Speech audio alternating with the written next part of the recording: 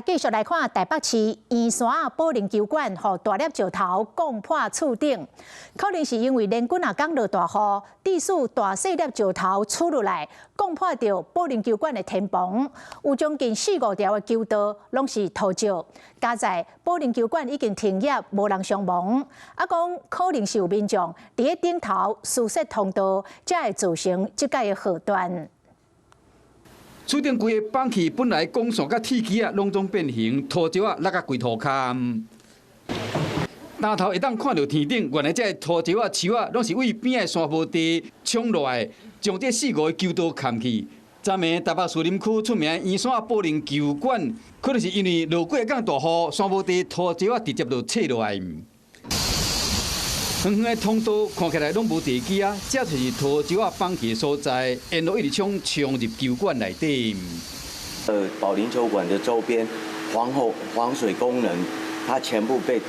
堵了，差不多2、3樓高的那個排水系統全部堵死。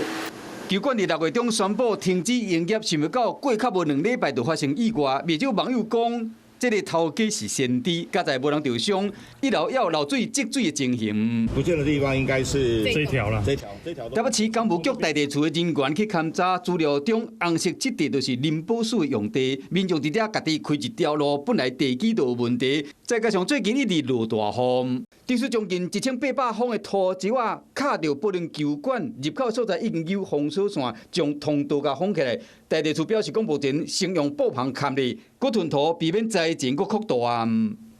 連日這幾天的豪大雨，造成它的水土含量很高，因此呢，它造成了一些淺層的土石滑落。為對面來看，規粒山綁一地真大地，陳經理表示講，會先進行修理，再考慮其他的處理方式。台地處估計希望2禮拜內會當清除這個土石啊。目前岩盤要算穩定，要不有可能佫落大雨，咱鄉親啊，挖進山區一定要注意安全。